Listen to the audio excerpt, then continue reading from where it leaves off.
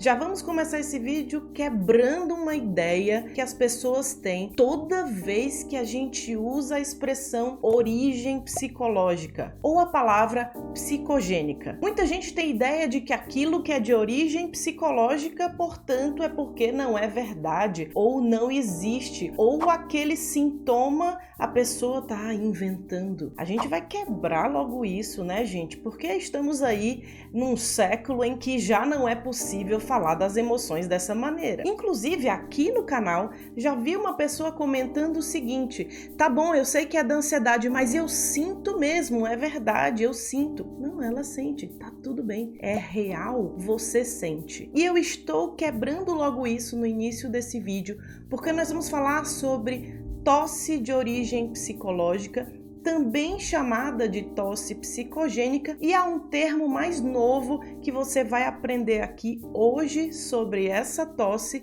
e que eu quero que você entenda 5 coisas muito importantes que a gente precisa saber quando está falando desse tipo de tosse. Aliás, você já passou por isso? Tem tido uma tosse persistente que alguém disse que essa tosse é psicológica? Ou já se deparou com uma criança com um tipo de tosse que você, por ser muito próxima dessa criança, ou ser mãe ou pai dessa criança, já sabe que não tem origem em uma outra doença? Vamos falar sobre isso agora. E se é a sua primeira vez aqui nesse canal, muito bem-vindo, muito bem-vinda. Inscreva-se aqui no botão vermelho para acompanhar muito mais assuntos que a gente fala por aqui.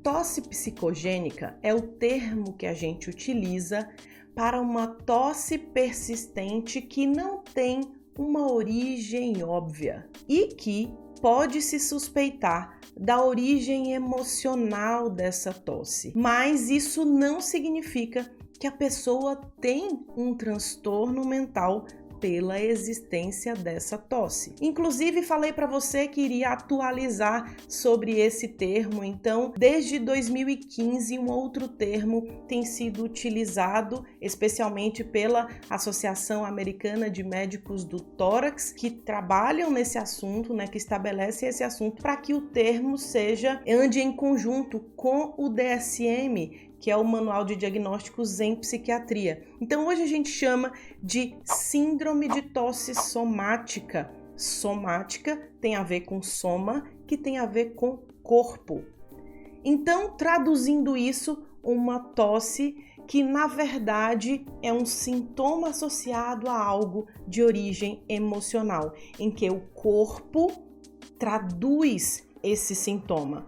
Isso acontece em diversas outras coisas em saúde mental. Muitas vezes o corpo se manifesta porque você não consegue traduzir, não consegue falar ou até consegue, mas há uma manifestação desse corpo em relação à sua dor, à sua angústia, ao medo, há uma frustração, há uma perda, há uma grande perda. O corpo pode se manifestar de diversas formas. Exemplo disso, situações de urticária, né? Pessoas que têm urticária depois de uma situação de estresse, inclusive isso é uma manifestação biológica mesmo, uma série de substâncias, de alterações corporais que fazem isso surgir. Por isso, quando a gente fala somático, a gente está falando de uma manifestação corporal traduzida por algo que vem das suas emoções ou até mesmo da dificuldade de lidar com ela. E aí, a gente precisa lidar com esse termo porque muitas vezes uma pessoa com tosse persistente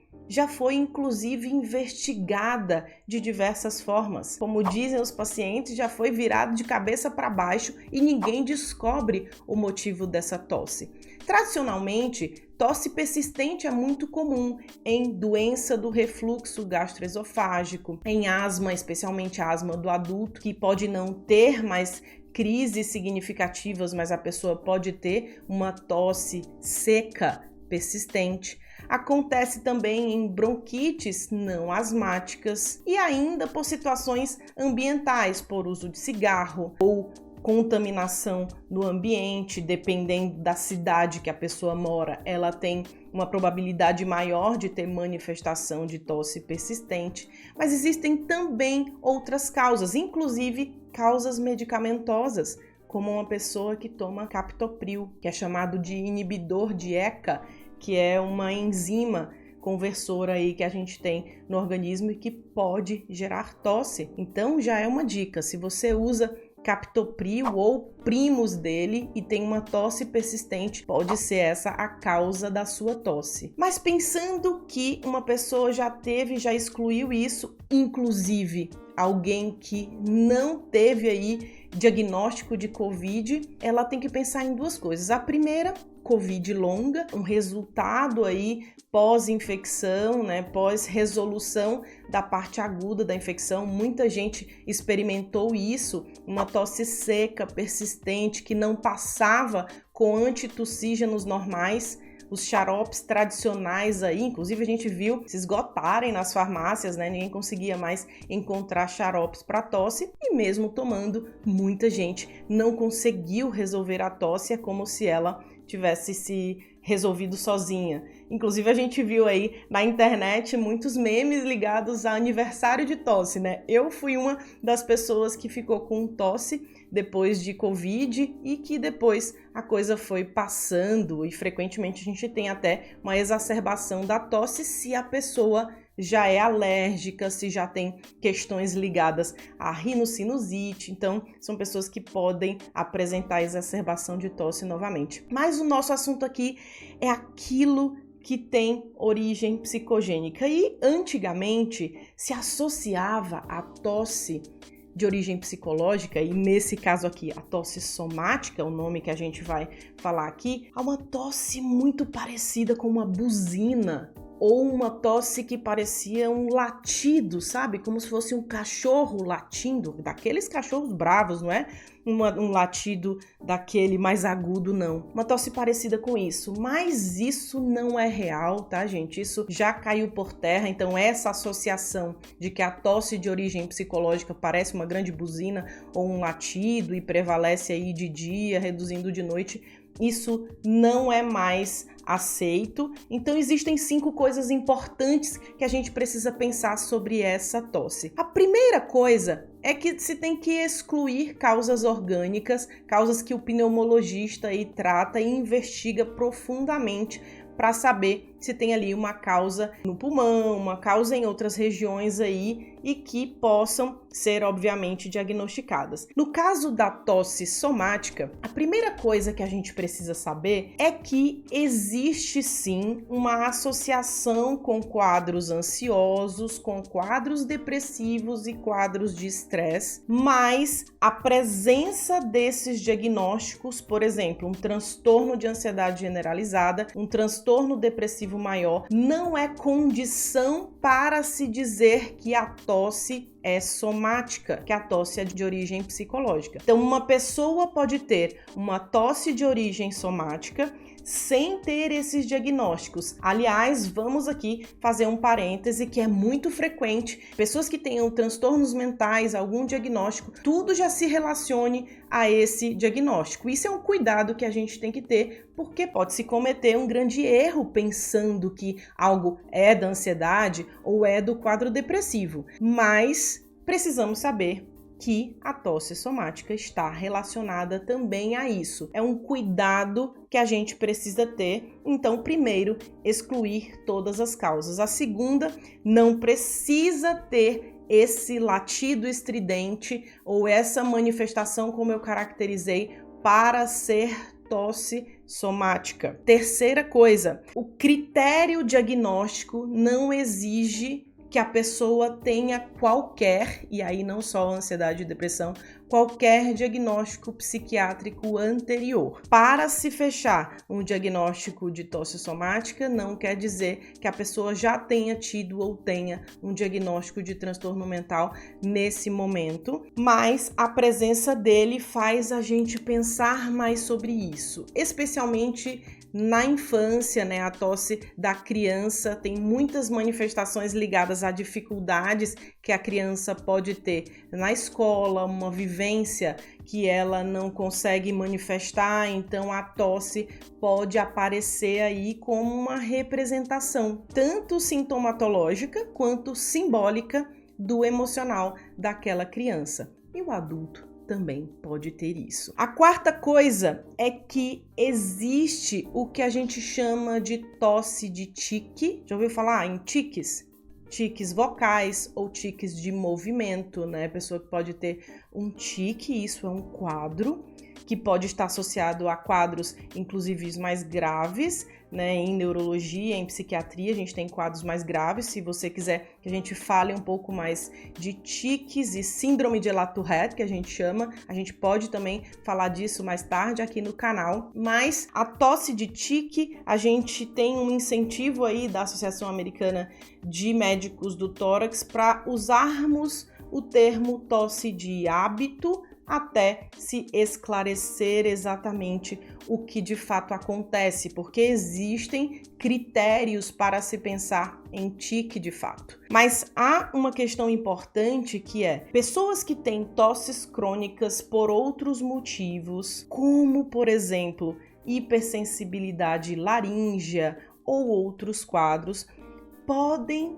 desenvolver o hábito da tosse. E a palavra hábito não quer dizer que é voluntário, tá? Ela pode, inclusive, desenvolver um reflexo, que é uma habituação aí exatamente por conta da presença da tosse na vida da pessoa. E reitero a ideia de que não é voluntário, porque uma pessoa que está sofrendo com isso, assistindo esse vídeo, pode dizer: que isso? Quer dizer que eu faço porque eu quero, porque eu já estou aí habituada a fazer e, portanto, faço? Gente, isso não é porque a pessoa decide.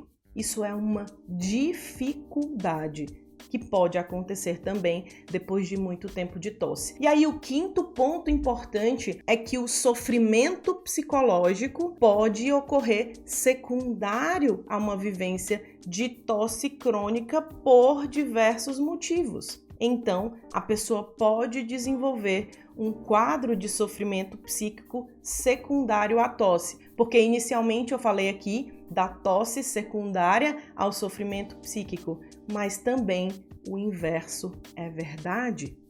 Daí a complexidade quando a gente fala de saúde mental e do envolvimento no corpo em tudo isso. E como tratar? Se a gente está falando de tosse somática, né, de origem psicológica, a gente está falando de emoção e de necessidade de lidar com isso.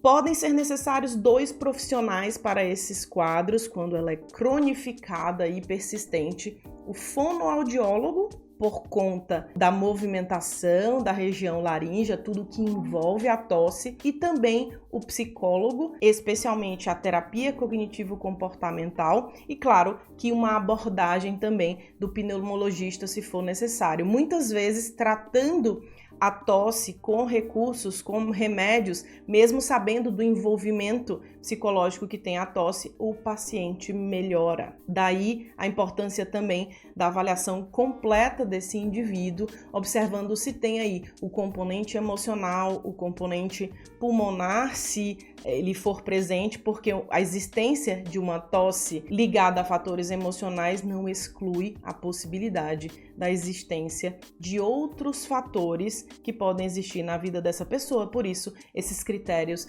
devem ser levados em conta e, portanto, também pensar no profissional de saúde mental para lidar com isso. Muitas vezes as pessoas não pensam no psicólogo, né, no terapeuta para isso direcionado, porque a gente sempre pensa para outros tipos de sofrimentos, como ansiedade, dificuldade de lidar com luto, tristezas outras, e depressão e outros quadros na psiquiatria. Mas tosse é um dos quadros que pode precisar desse profissional também, certo? Espero que esse vídeo tenha ajudado você a entender que existe a tosse de origem psicológica, existe a síndrome de tosse somática, a gente precisa pensar nisso e nessas 5 coisas que eu falei para você. Se você acredita que esse vídeo ajudou, clica aqui no curtir, inscreva-se nesse canal, dá uma olhada em outros vídeos que a gente fala sobre ansiedade, estresse, estratégias naturais para quadros ligados à saúde mental e compartilhe esse vídeo e aguardo você em nosso próximo vídeo. Até lá!